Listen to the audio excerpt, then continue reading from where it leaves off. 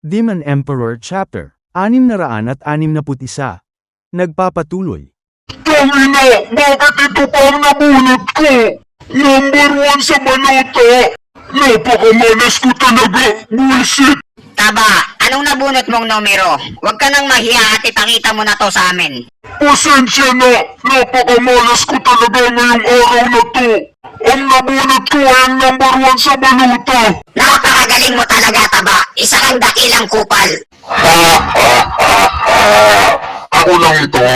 Gusto ko sanang ipakita sa inyo kung gano'n nakalabas ang sekto namin. Kaso paano namin ito may papakita sa inyo? Ang Demon Saving Sector ang nakatapat namin. Sinabihan ko sila na huwag pumunta at nakinig naman sila sa akin. Pasensya ka na lang tayo. Pero kukunin ko na ang pagpapanalo sa inyo.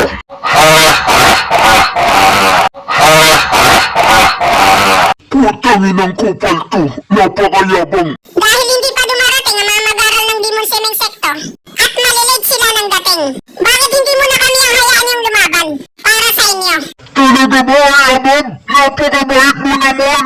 Nakakatandang referee. Ang Mystical Heaven Sector ay gusto daw nilang mauna. Papalitan nila ang pwesto namin. Kaya sila muna ang paunahin mo. Kalokohan yung sinasabi mo! Kailan pa kami pumayag? Matandang referee, ang mga mag-aral ko ay hindi nila alam kung anong mga pinagsasabi nila. Ano pa ang tinatayo-tayo niyo dyan? Bumalik na kayo! Tangina, wala akong nagawa. Hindi ko man lang nasuklian ang tulong ni Chupa. Matandang sister, kalaban na natin sila ngayon. Hindi natin kailangan magpakita ng awa sa kanila. At saka, itong maliit na pakikialam natin ay hindi makakapigil sa kanya. Hindi ba kakampi si Kinshin kay Batang Master Chupa? Bakit wala na siyang paki sa kanya ngayon? Hindi kaya break na sila? Ang kanilang pag-iibigan ay naging galit at pagkamuhi. Ikaw na matandang hukluban ka! Hindi ka isang tunay na lalaki! At isang makatarungan na banal na kultivator! Mas masahol ka pa sa bata! Isa kang hayop! Wala tayong relasyon! Walang pake sa isa't isa ang sekto natin! Napakaklaro ang sinabi niyo sa amin!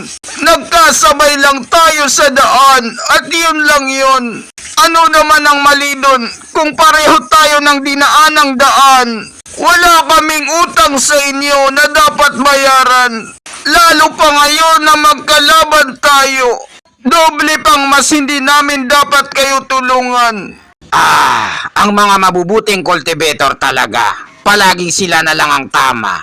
Mga taong walang kwenta at peke. At mga wala silang utang na loob. Pakiramdam ko tuloy ay nalulungkot ako.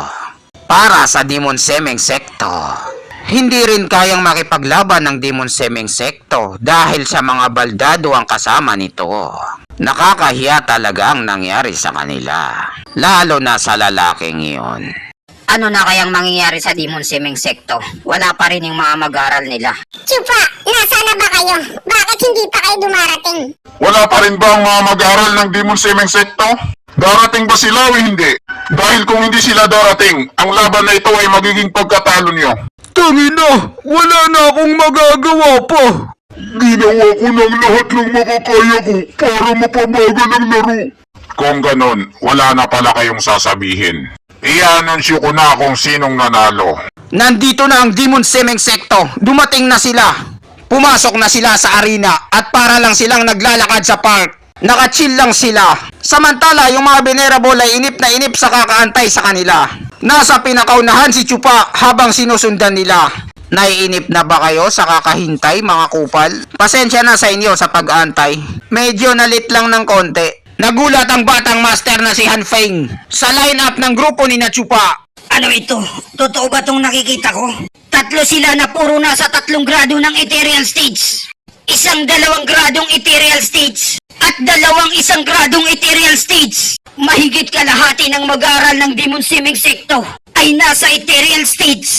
Yung natitirang 3 naman ay nasa 6 na gradong radiant stage. Hindi na ito isang tao lang ang magiging problema namin, kung hindi ang buong grupo nila.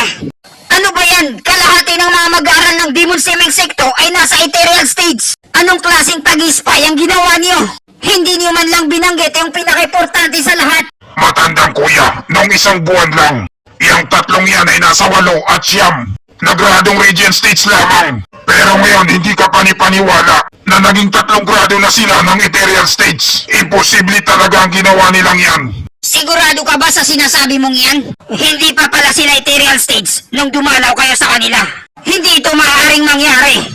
Pati ikaw, Utol, kakapasok mo pa lang sa ethereal stage. Para marating mo yan, ginamit natin ang lahat ng kayamanan ng sekto. Papaanong nagawa ng isang mababang rangkong sekto ang biglang paglakas nila sa napakaikling panahon lamang? Utol, hindi ko alam yon. Ba't hindi mo tanungin si 3 kapatid? Pareho lang ng sinabi ko ang sasabihin niya sa'yo. Tama ang sinabi ni Kalawang Kuya. Pero ang hindi ko may paliwanag, bakit napakabilis nilang labasan? Parang himala ang ginawa nila. Hindi talaga ito kapanipaniwala. Pero ang malaking problema dito, hindi na natin pwedeng malitin ngayon ang Demon Semeng Sekto. Hindi lang basta nanganganib ang pwesto natin sa kanila. Kung hindi, kayang-kaya na nila tayong palitan. Kailangan nating mag-iba ng plano. Gagawin natin ang lahat ng makakaya natin. Para hindi maging pinakahuli sa gitnang rangko na 3 sekto na maglalaban. Tama si pinakamatandang kuya. Hindi tayo dapat maging kulilat sa gitnang rangko. Siya nga pala, nasaan sa kanila yung sinabi mo sa akin?